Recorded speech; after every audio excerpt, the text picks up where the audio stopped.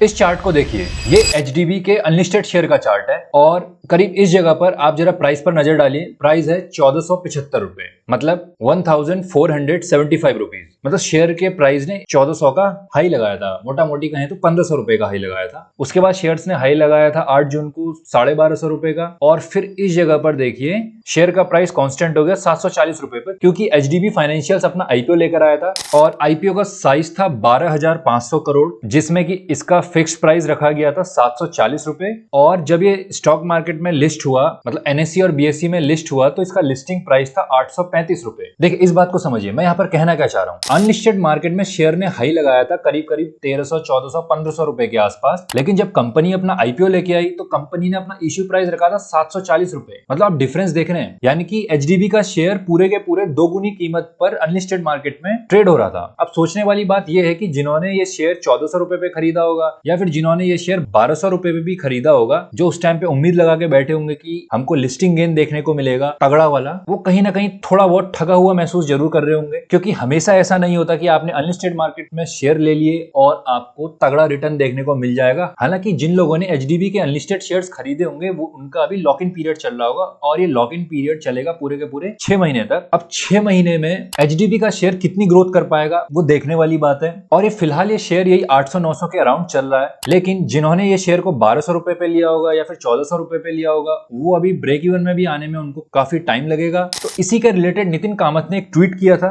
और वो ट्वीट किया था 27 जून 2025 को, जहां पर इन्हीं अनलिस्टेड शेयर्स को लेकर वार्निंग उन्होंने दी थी और उसमें इन्होंने एमएससीआई का जिक्र भी किया था। उन्होंने कहा कि अनलिस्टेड शेयर्स के लिए लोगों में कुछ ज्यादा ही पागलपन है। अनलिस्टेड शेयर्स जैसे कि NSC, MSCI, Chennai super Kings, इतना ही नहीं, यहाँ पर आप स्क्रीन में इतनी सारी कंपनीज को देख सकते हैं। इनके अनलिस्टेड शेयर्स ग्रे मार्केट में ट्रेड होते हैं, इनमें ट्रांजैक्शन चलते रहती हैं। मैं यहाँ पर व्यू मोर करते रहूंगा। ये वेबसाइट का नाम है अनलिस्टेड जोन, जहां पर मैं इन शेयर्स को देख रहा हूँ। तो ये लोगों में आपस में ये ट्रेडिंग लोग करते हैं, लेकिन कुछ लोग तो इन्फॉर्म डिसीजन लेके करते होंगे, लेकिन कुछ लोग ऐसे भी होंगे जिन्होंने ये सोचा होगा कि जैसे ये लिस्ट होगा हम तगड़ा गेन लेके फटाफट से एग्जिट मार लेंगे, अच्छा खासा पैसा कमाएंगे। तो उन लोगों के लिए बहुत ही इंपॉर्टेंट बात है। देखिए आपको 6 महीने का लॉक इन पीरियड आपको झेलना पड़ेगा, उसके अलावा गेन होगा या नहीं होगा वो बात की बात है। लेकिन मैं भी आपको एक इकोनॉमिक टाइम्स की रिपोर्ट दिखाना चाहता हूँ। तो मैंने द इकोनॉमिक टाइम्स का एक आर्टिकल ओपन किया है, जहां पर इन मेगा आईपीओस को लेकर एक आर्टिकल लिखा हुआ है। जितने भी ये मेगा आईपीओस थे, मेगा आईपीओस से मतलब है जितने भी आईपीओ 10,000 करोड़ से ऊपर के निकल कर आए थे, जिनमें कि एक एचडीबी फाइनेंशियल्स भी है जिसका आईपीओ करीब करीब निकला था 12,500 करोड़ का।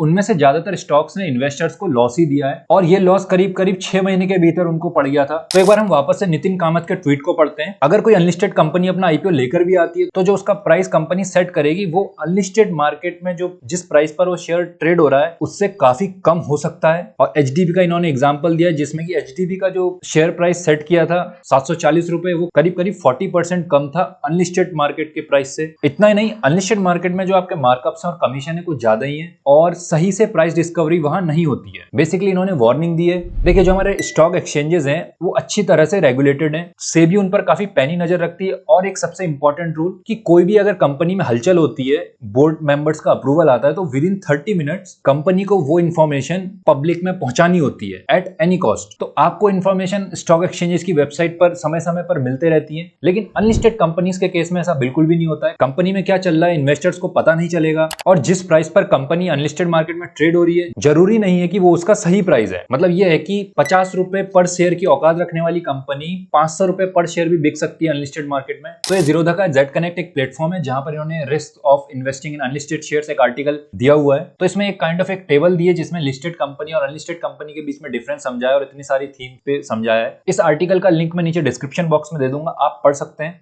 इसमें एक जो सबसे इंपॉर्टेंट चीज लिखी है वो यही मैंने अभी बताई कि स्टॉक एक्सचेंज में आपको कंपनी से रिलेटेड हर एक इवेंट या इन्फॉर्मेशन जानने को मिलती है, लेकिन अनलिस्टेड कंपनी के केस में ऐसा नहीं होता है। और यहाँ पर लिस्टेड कंपनी में एक आपका सेबी आपके साथ होती है, सेबी के रूल्स एंड रेगुलेशंस आपके साथ होते हैं और कंपनीज एक्ट भी आपके साथ होता है। अनलिस्टेड कंपनी के केस में केवल कंपनीज एक्ट आपके फेवर में रहता है, बाकी सेबी का यहाँ पर से कोई लेना देना नहीं है। इसके अलावा नितिन कामत ने लिखा है कि यहाँ पर लिक्विडिटी की प्रॉब्लम भी रहती है। मैंने अपनी पिछली वीडियोस में इसको जरूर से मेंशन किया है। जैसे कि एक एनएससी का आईपीओ का केस चल रहा है, कब से लोग राह देख रहे हैं कि एनएससी का आईपीओ निकलेगा।